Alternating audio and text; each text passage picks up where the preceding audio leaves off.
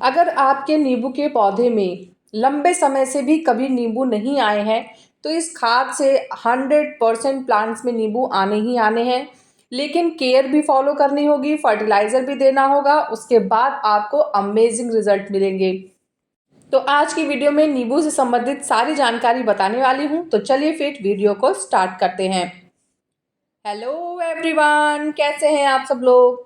Love for gardening में आप लोगों का बहुत बहुत स्वागत है।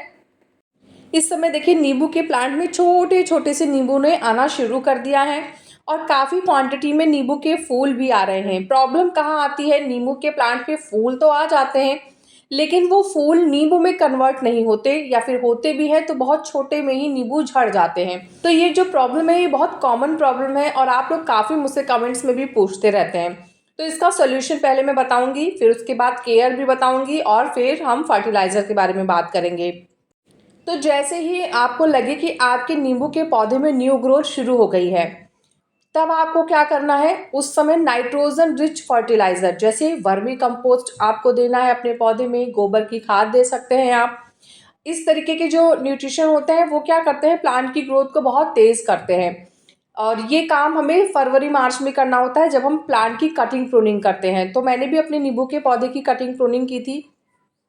फिर मैंने इसको वर्मी कंपोस्ट, नीम खली और बोन मील दिया था। इन तीनों खाद को देने के बाद प्लांट की ग्रोथ बहुत अच्छी हुई। फिर उसके बाद धीरे धीरे इसमें फूल आए। नींबू के फूल जब आने लगे तब आपको क्या करना है, बहुत ज़रूरी काम है। जैसे ही आप देखें कि फूल आने शुरू हो गए हैं, आपको पानी बहुत कम देना है प्लांट को। मतलब आप जब मिट्टी को खोदेंगे तो आपको 1.5-2 इंच तक की मिट्टी जब सूखी हुई दिखे, तब आपको मौत पौधे को पानी देना है। ओवर वाटर से क्या होता है, जो फूल होते हैं वो झड़ जाते हैं और वो नींबू में कन्वर्ट नहीं होते हैं। दूसरी बात क्या करनी है, प्लांट्स में कभी भी कोई केमिकल इंसेक्टिसाइड का स्प्रे नहीं करना है। अगर आपने केमिकल इंसेक्टिसाइड का स्प्रे किया तो जो जैसे जो मधुमक्खी वगैरह होती हैं वो प्लांट्स में नहीं आएंगी। और क्या होगा, फिर हमारा जो फूल है वो नींबू में कन्वर्ट नहीं होगा। पॉलिनेशन का होना बहुत ज़रूरी है, तभी फिर नींबू हमारे अच्छे से ग्रो हो पाएंगे। तो केमिकल यूज़ नहीं करना है, ओवर वाटर बिल्कुल नहीं देना है, मिट्टी को बहुत कम पानी दीजिए, एक दिन छोड़ के देंगे तो वो ज़्यादा बेटर है। फर्टिलाइज़र में जब आपको दिखें ग्रोथ होने के बाद फूल आने शुरू हो गए हैं, तो कुछ फर्टिलाइज़र है जो इस समय देना बहुत ज़रूरी है, वो मैं आपको बताती हूँ। पौधे के ऊपर कभी कोई अनवांटेड ग्रोथ नहीं होनी चाहिए। अनवांटेड ग्रोथ जैसे घास वगैरह जो जम जाती है उसको रिमूव करते रहें। मिट्टी की गुड़ाई समय समय पे करते रहें। मैं हर 15 दिन में एक बार अपने नींबू के पौधे की मिट्टी की गुड़ाई करती हूँ, ऊपरी लेयर की। बहुत गहरी गुड़ाई नहीं करनी है। और पॉट कम से कम 15 से 16 इंच का लें, क्योंकि ये लंबा चलने वाला पौधा है, आपके पास लाइफ लॉन्ग रहता है। तो अगर आप उसे स्पेस नहीं देंगे अच्छे से तो उसकी जो जड़ें हैं वो बढ़िया से फैल नहीं पाएंगी, और अगर नीचे से जड़ें अच्छे से विकसित नहीं होंगी तो पौधा भी ऊपर अच्छे से नहीं रह पाएगा। लेकिन अगर आपने यही ज़मीन पे लगा रखा है तो फिर आपको टेंशन की कोई ज़रूरत नहीं है। आप साल में बस 2 बार फर्टिलाइज़र दीजिए और पौधा खूब बढ़िया से ग्रो करेगा। पर प्रॉब्लम कहाँ आती है, जब हम इसे पॉट में लगाते हैं, क्योंकि पॉट में लिमिटेड एरिया होता है, लिमिटेड खाद होती है। जितना पानी हमने दिया उसको उतना ही मिला। ज़मीन में क्या होता है, पौधा इधर उधर से उसकी जो जड़ें होती हैं वो अपना खाद पानी लेती रहती हैं, तो वहाँ ज़्यादा प्रॉब्लम नहीं आती है। मिट्टी की गुड़ाई कर ली है, देखिए मैंने गुड़ाई करने के बाद जितनी भी एक्स्ट्रा मिट्टी थी जो गुड़ाई करके निकली है उसको मैंने स्टेम के नज़दीक कर दिया है। अब ये जो तरीका है खाद देने का, ये अच्छा तरीका होता है। आप चाहें तो इस मिट्टी को बाहर भी निकाल सकते हैं और फिर जब हम फर्टिलाइज़र दे देंगे तो फिर वापस से उसको कवर कर दीजिए। अब सबसे पहले जो मैं फर्टिलाइज़र ले रही हूँ ये है नीम की खली। तो देखिए, एक तो मानसून चल रहा है और बाकी नीम की खली में माइक्रो न्यूट्रिएंट्स भी होते हैं, और नीम की खली मिट्टी के लिए भी बहुत फ़ायदेमंद होती है। तो नीम की खली तो आप हर महीने आँख बंद करके 1 से 2 चम्मच दे ही दिया करिए, पौधे के साइज़ के हिसाब से। बोन मील भी देना चाहिए, लेकिन क्योंकि मानसून चल रहा है और बोन मील 2 महीने में एक ही बार देना चाहिए, तो मैंने मानसून से पहले इसे बोन मील दे दिया था। अब मैं इधर नहीं दूंगी, क्योंकि बरसात में बोन मील नुकसान कर सकता है, कि चींटियों को अट्रैक्ट करता है और कीड़े मकोड़े फंगस भी आ जाएंगे।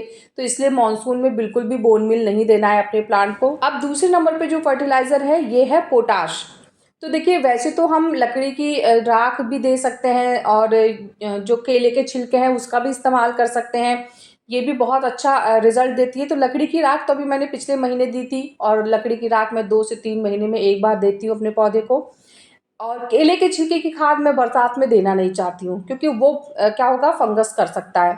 तो इसलिए मैंने यहाँ पे ऑर्गेनिक ही है, ये भी पोटाश लिया है। ऑर्गेनिक पोटाश आप नर्सरी पे जाइए या फिर आपको ऑनलाइन भी मिल जाएगा। सिर्फ आपको लिखना है ऑर्गेनिक पोटाश, तो आपको ये बहुत ईजिली मिल जाएगा। इसमें केमिकल बिल्कुल नहीं होता है, 100% ऑर्गेनिक होता है ये। तो मैंने 2 बड़ा चम्मच यहाँ पे ऑर्गेनिक पोटाश लिया है। अब उसके बाद फिर मैंने इन दोनों खाद को, जो नीम की खली और पोटाश हमने दिया है, इसको अच्छे से मिट्टी में चारों तरफ फैला के, और जो मिट्टी हमने स्टेम के नज़दीक की थी उससे मैंने इस सभी खाद को ढक दिया है। अब एक खाद और बनाने जा रही हूँ मैं, जो भी बहुत ज़रूरी है। देखिए, नीम की खली और पोटाश ये दोनों क्या करते हैं, पोटाश का काम होता है पौधे में बहुत ज़्यादा क्वांटिटी में फलों को, फूलों को लाना, उनके साइज़ को बड़ा करना, उनकी क्वांटिटी को बढ़ाना।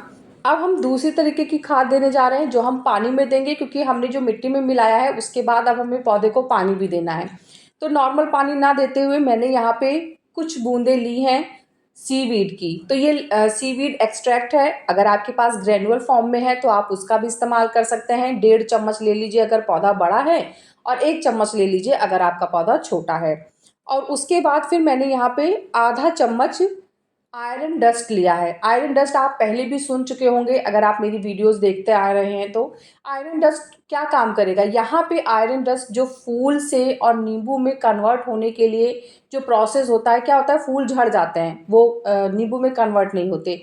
तो यहाँ आयरन डस्ट उनकी बहुत हेल्प करता है।